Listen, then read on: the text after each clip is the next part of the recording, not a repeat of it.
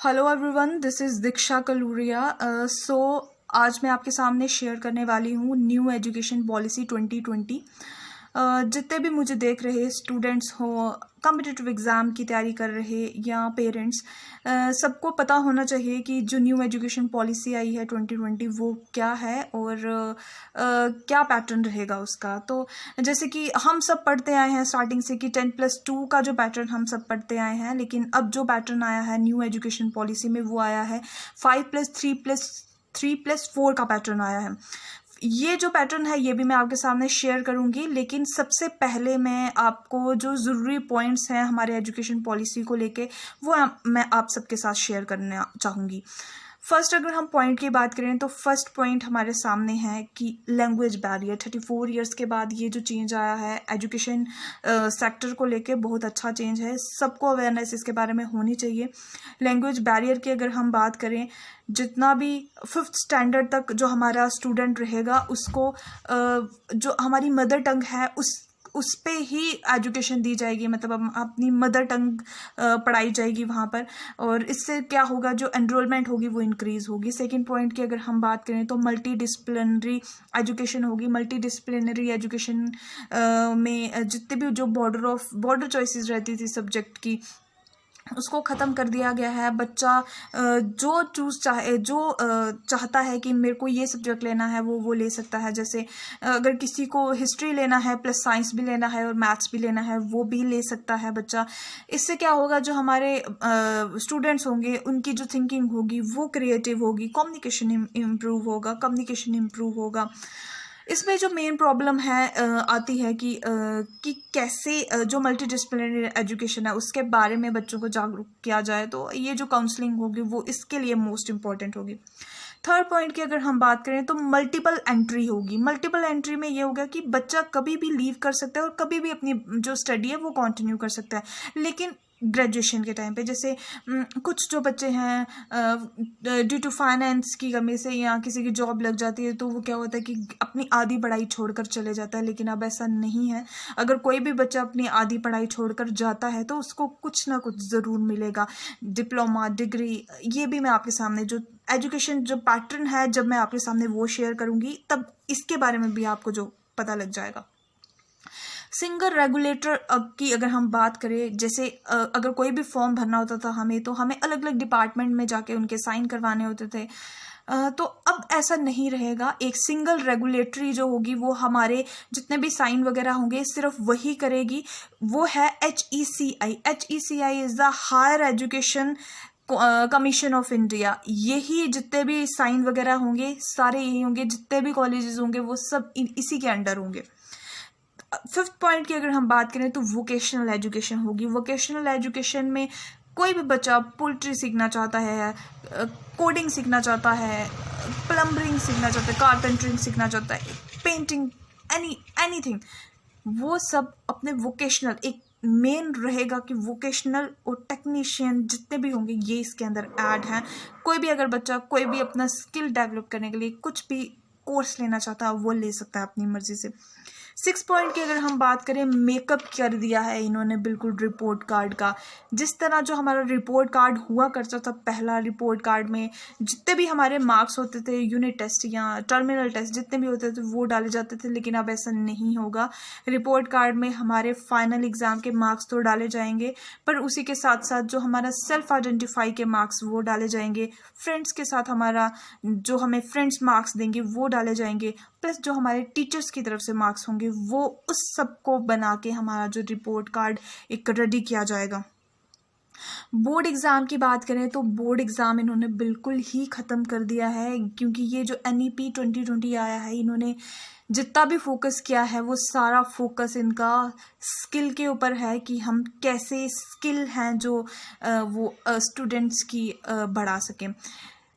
Next point अगर हम बोले डिजिटलाइजेशन की, बहुत सारे इन्होंने ई कोर्सेज बीच में लाए हैं। अगर हम कोई फॉर्म भी फिल करते हैं तो ई कोर्सेज के द्वारा करते हैं कि ई कोर्सेज लाए गए हैं कि बच्चों को डिजिटलाइज हो इंडिया, और एजुकेशन सेक्टर भी डिजिटलाइज हो। बच्चों को कोई भी कि मतलब जो ऑफलाइन नहीं आ सकता उसको ऑनलाइन प्रोवाइड की जाए एजुकेशन। अब जैसे मैंने आपको पहले ही बोला था कि हम 5+3+3+ जो 4 का पैटर्न जो न्यू आ चुका है, अगर इस बारे में अगर हम बात करें 5+3+4 के पैटर्न के बारे में, पहले था क्या कि जो नर्सरी से हमारे क्लासेस जो होती थी स्टार्ट होती थी प्लस एग्ज़ाम होते थे, लेकिन जो 5+3+4 का जो पैटर्न आया है इसमें क्या होगा, जो पहले 5 साल होंगे उसमें आपका कोई एग्ज़ाम नहीं होगा, और जो पहले 5 इयर्स होंगे उसमें आपको पढ़ना कहाँ से कहाँ तक है। जो पहले 3 इयर्स होंगे वो आपका प्ले स्कूल होगा, जो कि जैसे आजकल होता है, प्ले स्कूल होगा आपका पहले 3 इयर्स, नो एग्ज़ाम। सेकंड जो 2 इयर्स होंगे, पहले 5 इयर्स की अगर हम बात करें, जो पहले 3 इयर्स हैं वो प्ले स्कूल होगा, जो नेक्स्ट 2 इयर्स हैं उसमें आपकी फर्स्ट और सेकंड की क्लास होगी जिसमें कोई एग्ज़ाम नहीं होगा। आपको बस जो भी रिसीटिंग होगी पोइम्स की या वो होगा वो आपको पढ़ाया जाएगा। नेक्स्ट के जो 3 इयर्स हैं, अगर हम उन 3 इयर्स की बात करें, उसमें क्या होगा कि आपका प्रिपरेटरी स्टेज होगा जिसमें आपको एग्ज़ाम देना होगा, और वो स्टार्ट होगा हमारा क्लास कौन सी से, ओके थर्ड क्लास से, और 3, 4, 5, 6 क्लास तक आपको एग्ज़ाम देना, ये 3 इयर्स का होगा, जिसके अंदर जो अपनी मदर टंग के उसमें लैंग्वेज में आप अपना एग्ज़ाम, अपनी बुक्स वगैरह जो भी होगा वो पढ़ सकते हैं, और उसके साथ आप नेशनल अगर कोई भी वो लेना चाहते हैं, इंग्लिश या हिंदी कोई भी मीडियम लेना चाहते हैं उसमें भी पढ़ सकते हैं। नेक्स्ट अगर हम बात करें 3 इयर्स नेक्स्ट और ले लें, अगर हम 6th 7th 8th 9th तक जो हमारा रहेगा वो मिडल रहेगा, 6th 7th 8th तक जो हमारा रहेगा वो मिडल स्टेज रहेगा, जिसके अंदर आपको एग्ज़ाम देना होगा, प्लस उसके अंदर आपको वोकेशनल स्टडीज़ होंगी। अगर आप कोई भी टेक्नीशियन प्लस वोकेशनल होगा जिसमें कंप्यूटर आपको सिखाया जाएगा, कोडिंग होगी, कारपेंट्री होगी, कोई भी अगर आप चूज़ करना चाहते हैं अपने प्रोफेशन को लेके वो आप चूज़ कर सकते हैं। नेक्स्ट के 4 ईयर जिसमें 9th 10th 11th 12th होगा, 9th 10th 11th 12th की अगर हम बात करें तो इसमें क्या होगा कि बोर्ड एग्ज़ाम जैसे 11th 12th में होता था, 10th में होता था, ये नहीं होगा। 9th 10th 11th 12th आपका सेमेस्टर वाइज होगा, आपको एक साल में एग्ज़ाम नहीं देने हैं, ईयरली नहीं होगा, ये सेमेस्टर होगा। 6 मंथ बाद आपको आपके एग्ज़ाम होंगे, आप एग्ज़ाम देंगे, और बॉर्डर चॉइसेस रहेगी सब्जेक्ट की। आपको ये नहीं होगा कि नॉन मेडिकल, मेडिकल, आर्ट्स या कॉमर्स होगा, इसका ऐसा कुछ भी नहीं है। ये जो सब्जेक्ट्स का जो बीच में एक बॉर्डर था, इन्होंने बिल्कुल इसको रिमूव कर दिया हुआ है। आप अगर मैथ्स पढ़ना चाहते हैं आप मैथ्स पढ़िए, उसके साथ अगर आप हिस्ट्री लेना चाहते हैं सब्जेक्ट हिस्ट्री ज़रूर लीजिए, उसी के साथ अगर आप जोलॉजी भी पढ़ना चाहते हैं तो जोलॉजी भी पढ़ लीजिए। ये 4 साल आपके ऐसे रहेंगे। नेक्स्ट अगर हम ग्रेजुएशन की और पोस्ट ग्रेजुएशन की बात करें, जैसे ग्रेजुएशन को अभी हम, जैसे मैंने बीएससी किया हुआ तो मैं बीएससी इन बायोटेक्नोलॉजी में किया हुआ है मैंने, तो मैं ये बोलती हूँ बीएससी इन बायोटेक्नोलॉजी। तो ऐसा नहीं रहेगा, आपको यहाँ पे भी चॉइसेस रहेंगी। आपका डायरेक्ट ग्रेजुएशन होगा, और फाइनेंस की कमी से अगर कोई भी ग्रेजुएशन का ये छोड़ के चले जाता है बीच में, अगर फर्स्ट ईयर आपका कंप्लीट होगा और आप छोड़ के चले जाते हैं तो आपको ग्रेजुएशन डिप्लोमा मिलेगा, सर्टिफिकेट मिलेगा, सॉरी।